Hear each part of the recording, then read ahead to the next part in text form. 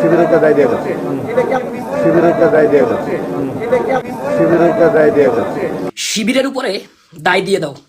আসসালামু আলাইকুম। সুপ্রদর্শক, আপনারা লক্ষ্য করেছেন ছাত্র দলের যিনি সভাপতি রাকিব সাহেব, তিনি তার সেক্রেটারিকে উদ্দেশ্য করে তিনি বলছেন শিবিরের উপরে দায় দিয়ে দাও সাংবাদিক সম্মেলনে। সেটা আপনারা দেখেছেন এবং গোটা বিশ্ব দেখেছে সেটা কিভাবে ট্যাগের রাজনীতি শুরু করেছে ছাত্রদল।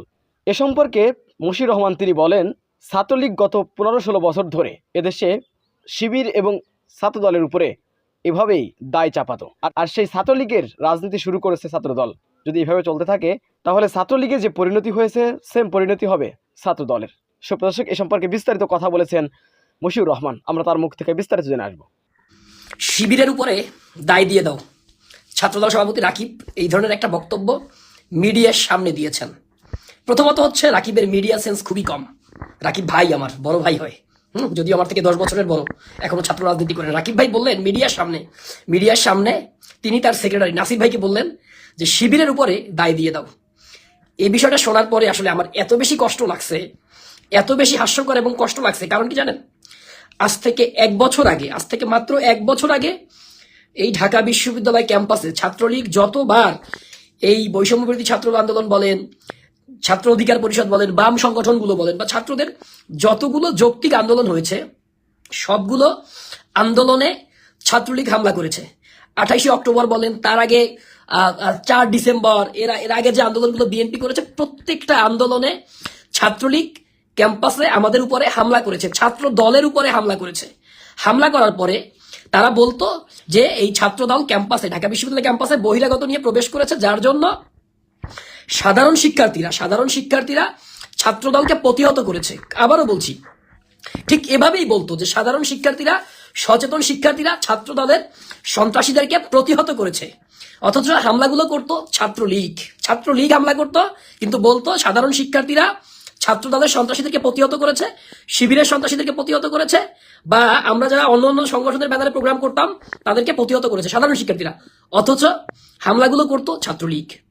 ঠিক একই কাজ এক বছর পরে গতকালকে কুয়েট ক্যাম্পাসে, খুলনা প্রকৌশল বিশ্ববিদ্যালয় ক্যাম্পাসে ছাত্র দল করলো। ছাত্র দল করে সেই ছাত্র দল বলছে যে দায় শিবিরের উপরে চাপিয়ে দাও।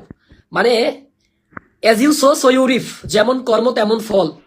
এক বছর আগে যেই ছাত্র দল তাদের উপরে হামলা হইতো, তাদের মোবাইল চেক করতো, তার দায় ছাত্রলীগ সাধারণ শিক্ষার্থীদের ঘাড়ে চাপিয়ে দিত এবং বলতো সাধারণ শিক্ষার্থীরা প্রতিহত করেছে। কাদেরকে প্রতিহত করেছে? ছাত্র দল এবং ছাত্র শিবিরের, এদেরকে প্রতিহত করেছে সাধারণ শিক্ষার্থীরা। ঠিক একই পলিটিক্স এক বছর পরে ছাত্র দল করলো এবং তারা বলল যে শিবিরের উপরে দায় চাপিয়ে দাও। এটা খুবই হাস্যকর লাগে। কারণ কি জানেন, ছাত্রলীগের মাসেল পাওয়ার কিন্তু ছাত্র দলের চেয়ে বেশি ছিল ঢাকা বিশ্ববিদ্যালয় ক্যাম্পাসে। সেই সময়ে ফ্যাসিস্ট হাসিনার মতো একটা শক্তিশালী, মস্ত বড়, প্রভাবশালী খুনি ক্ষমতায় ছিল। আর এখন ক্ষমতায় ছাত্র জনতার অভ্যুত্থানের সরকার, বিএনপি সরকার ক্ষমতায় না। সরকার কিছুটা নিরপেক্ষ থাকবে। এই সময়ে ছাত্রদল হামলা করে বলল শিবিরের উপরে দায় চাপিয়ে দাও। এটা আমাদেরকে হতাশ করে। এই 24-এর বিপ্লবের পরে আমাদের লড়াইটা অনেক কঠিন ছিল। আমরা ভেবেছিলাম আসলে ছাত্র দলের মধ্যে একটা মনস্তাত্ত্বিক একটা পরিবর্তন আসবে, তারা প্রতিযোগিতা করবে। ছাত্র শিবির গুপ্ত রাজনীতি করে, কিন্তু ছাত্র শিবির শিক্ষার্থীদেরকে লাইব্রেরিতে যেতে বলে, ছাত্র শিবির শিক্ষার্থীদেরকে বই উপহার দেয়, ছাত্র শিবির বিভিন্ন ফ্রি মেডিকেল ট্রিটমেন্ট দেয়, মেডিকেল চেক আপ করে। ছাত্র শিবির আরো অনেক বিতর্ক প্রতিযোগিতা করে, ছাত্র শিবির চিত্রাঙ্কন প্রতিযোগিতা করে, আবৃত্তি প্রতিযোগিতা করে। এই কাজগুলো যদি ছাত্র দল করতো, শিবিরকে অনুসরণ করেই করুক না। কিন্তু এই জাতির জন্য দুর্ভাগ্য, এই জাতির জন্য দুঃখজনক হলেও সত্য, ছাত্র দল তারা শিবিরের এই কর্মকাণ্ডগুলো অনুসরণ করছে না। ছাত্র দল বৈষম্য বিরোধী ছাত্র আন্দোলনের ছেলেগুলো যা করছে সেটা অনুসরণ করছে না, বা অন্যান্য ছোট ছোট ছাত্র দল সংগঠনগুলো যা করছে, ইভেন বামপন্থী ছাত্র সংগঠনগুলো বা প্রগতিশীল যে ছাত্র সংগঠনগুলো আছে তারা যেটা না করছে, তারা যেগুলো করছে সেগুলো অনুসরণ করছে না। তারা হুবহু ছাত্রলীগের যে স্টাইল, যেটাকে অলরেডি বাংলাদেশের শিক্ষার্থীরা, বাংলাদেশের সাধারণ মানুষ প্রত্যাখ্যান করেছে, বর্জন করেছে, তাদের সেই হেলমেট লীগ, রামদা লীগ, হাতুড়ি লীগ, সেই পথ ছাত্র দল বেছে নিল, যেটা আমাদের জাতিকে ভাবায়, জাতিকে কষ্ট দেয়। কারণ এই ছাত্র দলের ভাইয়েরা আমাদের ভাই, আমরা মজলুম, একসাথে লড়াই করেছি, গত 16 বছর একসাথে ফাইট করেছি, গত 7-8 বছর ঢাকা বিশ্ববিদ্যালয় ক্যাম্পাসে আমরা একসাথে ফাইট করেছি। কিন্তু আজকে তারা যখন ছাত্রলীগের রূপে আবির্ভূত হয় তখন আমাদেরকে কষ্ট দেয়। কারণ এই ছেলে, আমি ছাত্র দলের সবাইকে চিনি, ছাত্র দলের যারা নেতৃত্বে আছে অধিকাংশই আমাদের কাছের বড় ভাই ছিল, একসাথে লড়াই করছি, নাসির ভাই, রাকিব ভাই, প্রত্যেকে আমাদের বন্ধুরা। আজকে তারা যখন ছাত্রলীগের ভূমিকায় যায় আমাদেরকে আসলে আমাদের মনে সত্যিকার অর্থে কষ্ট দেয়।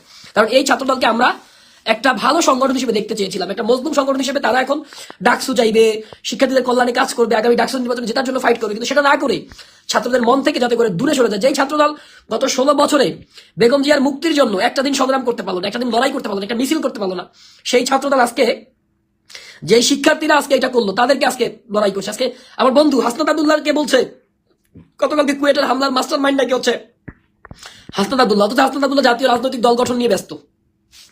এবং এইভাবে, এবং কুয়েট বৈষম্যবিরোধী ছাত্র আন্দোলন, কখনো তারা দায় চাপাচ্ছে বৈষম্যবিরোধী ছাত্র আন্দোলনের উপরে, কখনো ছাত্র শিবিরের উপরে। এগুলো আসলে আমাদেরকে খুব ভাবায়। এবং রাকিব ভাই সম্ভবত 7-8 সেশনের, মানে আমার থেকে ঠিক 10 বছর আগে, তিনি ঢাকা বিশ্ববিদ্যালয় ক্যাম্পাসে প্রবেশ করছে। আমার 2021 সালে অনার্স মাস্টার্স কমপ্লিট, 16 থেকে 21 অনার্স মাস্টার্স কমপ্লিট হচ্ছে। আমার থেকে 10 বছর আগে বিশ্ববিদ্যালয় ক্যাম্পাসে ঢুকে এখনো তিনি ছাত্র রাজনীতি করছেন। আসলে আপনাদের সাথে ছাত্র রাজনীতি যায় না। আপনাদের উচিত অনতিবিলম্বে ছাত্র রাজনীতি থেকে পদত্যাগ করা, কারণ আপনাদের এইটুকু মিডিয়া সেন্সও নাই যে মিডিয়ার সামনে আপনি কতটুকু বক্তব্য দিবেন, কতটুকু বক্তব্য দিবেন না। আপনি এতগুলো মিডিয়া প্রকাশ্য সামনে, সেইখানে আপনি আপনার সেক্রেটারিকে, মানে আপনি নাসির ভাইকে বলে দিচ্ছেন যে শিবিরের উপরে দায় দিয়ে দাও। কি হাস্যকর একটা ব্যাপার। আবার নাসির ভাই তার বক্তব্যে বলতেছেন গতকালকে 28 অক্টোবর, তাহলে এটা স্লিপ অফ টাং, এটা হচ্ছে আপনার জিব্বার ভুল, উচ্চারণের ভুল, এজন্য 18কে তিনি 28 বলছেন, অসুবিধা নাই। প্রকৌশল বিশ্ববিদ্যালয়কে বলতেছে প্রকৌশলী বিশ্ববিদ্যালয়। তো এগুলো আসলে ছাত্র রাজনীতির সাথে যায় না। নাসির ভাই আমার খুবই কাছের, আমরা বিশেষ করে 2018-19 সালের দিকে আমরা একসাথে সারা আড্ডা দিতাম, রাতের বেলা গিয়ে পরামর্শ করতাম ক্যাম্পাসে কিভাবে হচ্ছে আন্দোলন সংগ্রাম করা যায়। তো নাসির ভাইয়ের সাথে আসলে এগুলো যায় না। রাকিব ভাইয়ের সাথে টকশো করেছি, রাকিব ভাই তো ভালো কথা বলতে পারে না, তার উচ্চারণে কিছু প্রবলেম আছে, কিন্তু ভাই অন্তত পক্ষে কমন সেন্স খাটিয়ে যদি আপনারা এই কাজগুলো করতেন, অন্তত পক্ষে লড়াইটা সুবিধা হতো, সহজ হতো। আজকে দেখুন বৈষম্যবিরোধী ছাত্র আন্দোলনে ঢাকা বিশ্ববিদ্যালয়ে যারা এখন রাজনীতি করছে, আমাদের কাদের, বাকের, রিফাত, তারা আমাদের থেকেও 2-3 বছরের ছোট। তার মানে প্রায় হচ্ছে রাকিব ভাই বা আমাদের নাসির ভাইয়ের থেকে 15 বছরের, তাদের মধ্যে 15 বছরের একটা বয়সের একটা এজ ডিফারেন্স হচ্ছে 15 বছর। বা শিবিরের যারা আছে ওরাও আমাদের 1 বছরের জুনিয়র, হ্যাঁ, ফরহাদ আমার 1 বছরের জুনিয়র। তো সেক্ষেত্রেও দেখা যায় 10 থেকে 11 বছরের একটা বয়সের গ্যাপ। তো এই বয়সের গ্যাপ নিয়ে আসলে ওদের সাথে আপনারা কম্পিটিশন করে পারবেন না। ওরা হচ্ছে আপনার জেনারেশন জেনজি। এই জেনজির সাথে আপনারা ফাইট করতে আসছেন, আপনাদের 10 বছর আর 12 বছরের বয়সের পার্থক্য। তো সেই জায়গায় আসলে আপনাদের এই লড়াইটা অনেক কঠিন হবে। এই জন্য আপনাদের যারা আমাদের বন্ধু আছে, আমি ওই যে ইসলামী ছাত্র আন্দোলন করতো, ইসলামী শাসনতন্ত্র আন্দোলন করতো, আমার বন্ধু আছে ওই যে মাহমুদ, হ্যাঁ, এরপরে ওই যে ওয়াসিত আলী আমার বড় ভাই, 1 বছরের বড়। তো এরা যারা আছে বা আপনাদের অল্প বয়সী যারা আছে, তাদেরকে আপনারা নেতৃত্বে দেন, তাদেরকে নেতৃত্ব দিয়ে তাদেরকে আপনারা বিশ্ববিদ্যালয়ের রাজনীতিতে প্রতিষ্ঠা করেন, জাতীয় রাজনীতিতে প্রতিষ্ঠা করেন, ছাত্রদলের রাজনীতিতে প্রতিষ্ঠা করেন।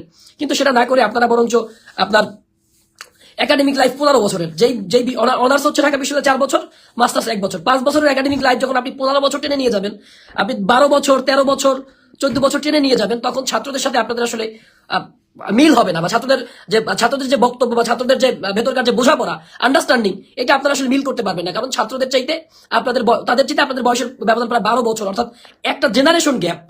এই এক জেনারেশন গ্যাপ দিয়ে আপনি যদি তাদের সাথে রাজনীতি করতে চান, আপনি পারবেন না। ডিবেট করেও আপনি পারবেন না, আপনি কথা বলেও পারবেন না। আমি তো চ্যালেঞ্জ করতে পারি, বাংলাদেশ ছাত্র দলের যারা আছে, জাতীয়তাবাদী ছাত্র দলের যে কেউ আমার সাথে ওপেন ডিবেট আসতে পারেন, হ্যাঁ, এনি ওয়ান ক্যান বি, আসতে পারেন। আপনারা এখন পর্যন্ত কোনো টক শোতে গিয়ে সাধারণ শিক্ষার্থীদের সাথে আপনারা জিততে পারেন না। কারণ হচ্ছে আপনাদের এই যে টাইম সেন্স, এই যে 12 বছরের গ্যাপ, সাধারণ শিক্ষার্থীরা এই 12 বছরের গ্যাপের কারণে আপনারা ক্যাম্পাস থেকে ডিটাচড, আপনারা বিশ্ববিদ্যালয়গুলো থেকে, আপনারা কলেজগুলো থেকে বিচ্যুত, যার কারণে আপনারা এই শিক্ষার্থীদের সাথে আপনারা প্রতিযোগিতা করে আপনারা টিকবেন না।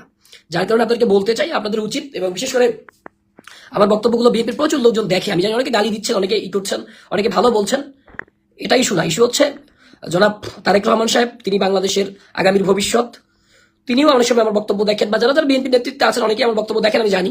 আপনাদেরকে বলতে চাই, অন্তত পক্ষে এই 2 ভদ্রলোককে, বিশেষ করে রাকিব ভাই এবং আমাদের নাসির ভাইকে, তারা ভালো মানুষ, দুইজনই ভালো মানুষ, এখন হয়তো ক্ষমতার কিছু কাছাকাছি আছে, যেন উল্টাপাল্টা করছে, হ্যাঁ, তাদেরকে আসলে এখন ছাত্র রাজনীতিতে তাদের যায় না। তাদেরকে আপনারা জাতীয় রাজনীতিতে নিয়ে যান, যুব দলে নিয়ে যান, স্বেচ্ছাসেবক দলে নিয়ে যান, বা অন্য যারা আছে, কৃষক দল, শ্রমিক দল, যা আছে, বা আপনার নিজ দলের মধ্যে নিয়ে যান। কিন্তু তাদেরকে দিয়ে আল্লাহর রাস্তায় আপনারা ছাত্র রাজনীতি করায়েন না। ছাত্র রাজনীতি করলে আপনাদের ছাত্র দলের পরিস্থিতি অনেকটা ছাত্রলীগের মতো হয়ে যাবে, এবং সেটার নজির অলরেডি ইতিমধ্যে শুরু হয়ে গেছে। এটা খুবই দুঃখজনক, এবং সবাই ভালো থাকবেন। এবং আমার কথা সুস্পষ্ট যে এই ছাত্রদল, এই যে ছাত্রদল আছে, এই ছাত্রদলকে দিয়ে আসলে বর্তমান যে তারুণ্যের যে রাজনীতি, বর্তমান যে স্মার্ট বাংলাদেশের যে রাজনীতি, আধুনিক বাংলাদেশের বা আধুনিক বিশ্বের যে রাজনীতি, সেখানে এই ধরনের 40 বছরের লোকদেরকে দিয়ে ছাত্র রাজনীতি করাইলে এরা কখনোই ঢাকা বিশ্ববিদ্যালয় ক্যাম্পাসে সার্ভাইভ করতে পারবে না।